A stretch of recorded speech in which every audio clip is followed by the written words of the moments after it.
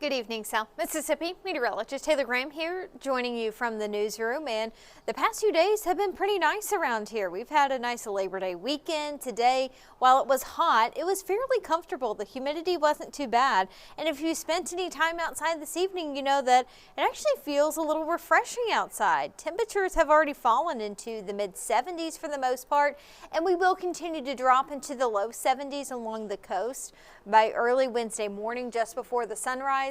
Those of you that live north of I-10, a little bit farther inland, chances are you're going to be starting off the day in the mid to upper 60s. So a nice cool start, it seems like, to our Wednesday.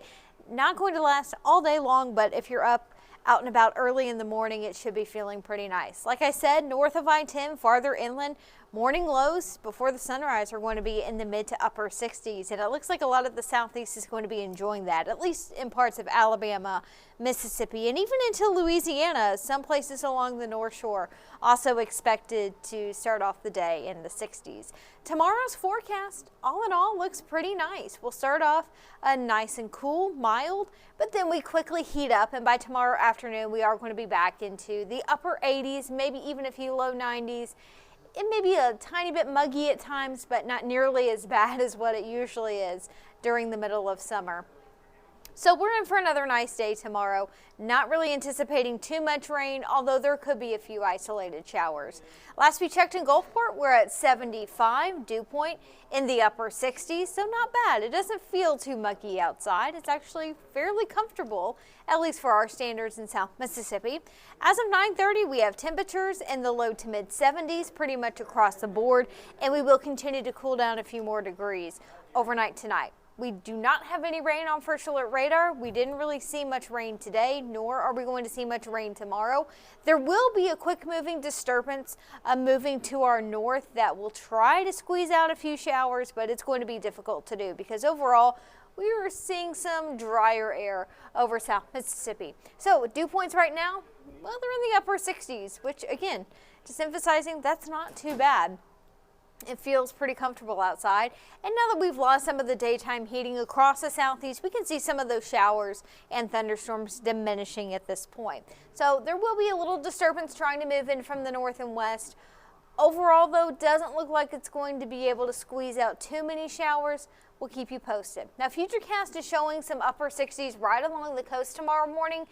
That may be a little bit iffy, but we'll see. We've already cooled down a good bit, so we may be able to see a few more 60s than I had originally thought. By tomorrow afternoon, we'll see more sunshine. Temperatures are going to be back into the upper 80s, pretty much across the board. I wouldn't be surprised if we still saw a few low 90s here or there, but overall, we're looking at highs in the upper 80s.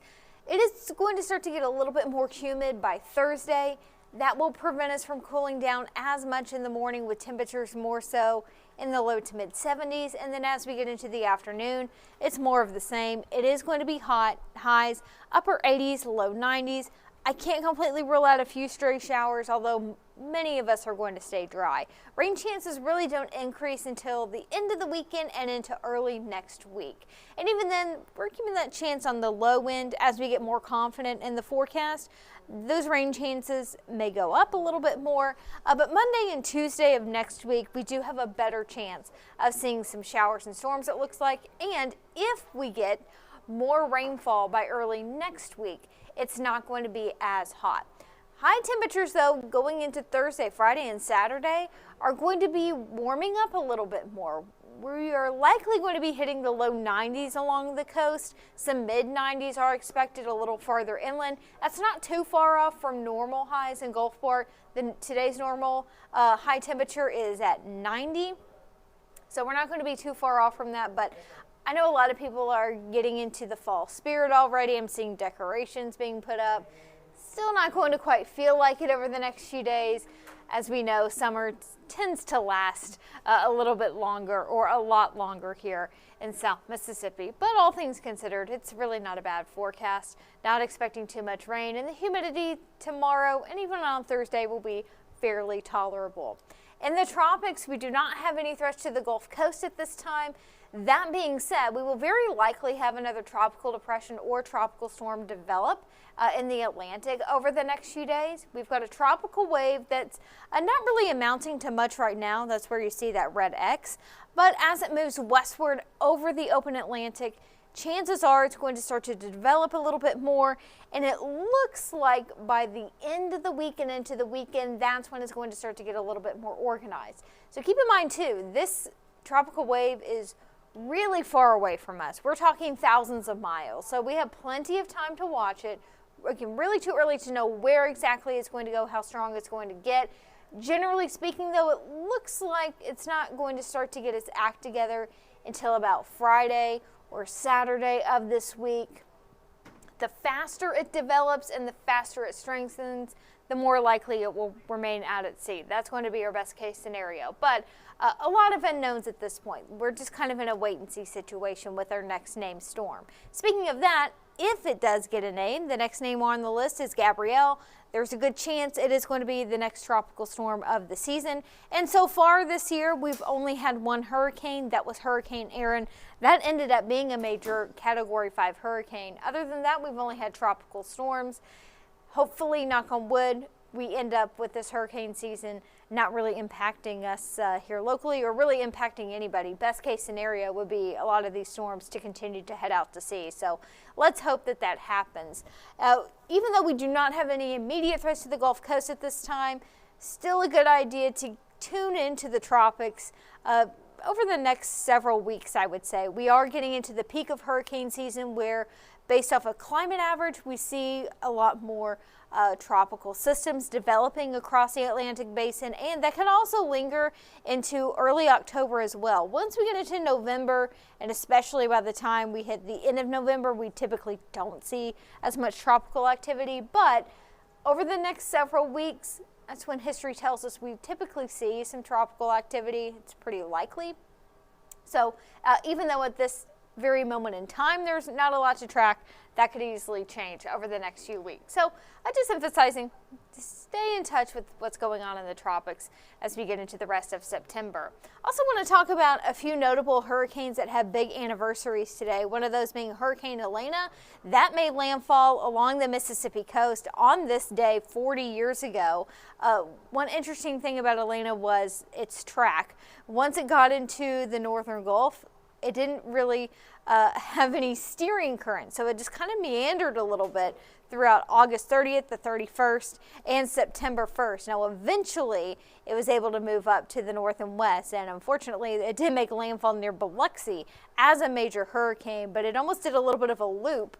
It moved east towards Florida, and then eventually it curved up to the north and west along the northern Gulf Coast, making landfall near Biloxi. So it made landfall as a Category 3 hurricane with sustained winds near 115 miles per hour. So that happened 40 years ago. Another very notable hurricane that made landfall today was the 1935 Labor Day hurricane. At that point in history, hurricanes did not have names, but this particular hurricane is still on record as the strongest hurricane to make landfall in the U.S., and it made landfall along the Florida Keys on this day back on 1935, so it is the 90-year anniversary. Sustained winds estimated at 185 miles per hour. There may have been some gusts over 200 miles per hour. Pressure dropped to about 892 millibars, so it was a very intense, very powerful hurricane, one of 4 Category 5 hurricanes on record to make landfall in the U.S., and it also made a second landfall later in the week near Cedar Key, Florida. At that point, it was considered to be a Category 2, but yeah, 1935 Labor Day hurricane, again, still goes unmatched as one of the most powerful hurricanes to make landfall in the U.S. So that today is the 90-year anniversary of that. So there's some weather history for you. Thank goodness here locally we don't have anything like that heading in our direction. In fact, the weather this week is pretty quiet. Not much rain expected tomorrow, Thursday, nor on Friday. We may see more rainfall by early next week. Our pattern changes a little bit, and if we do get more rain by Monday and Tuesday, it is going to be a bit cooler with highs back into the mid to upper 80s. But this weekend already looking fairly hot. The mornings may not also be as cool. If we see that higher humidity returning, we may more so get morning lows in the mid 70s. So time now is about 9:45. We will have our 10 o'clock newscast coming up in 15 minutes. So hopefully you can join us then, not only for another update on your forecast, but we've also got all the latest going on in South Mississippi regarding the news. So we hope to see you at 10 o'clock this evening.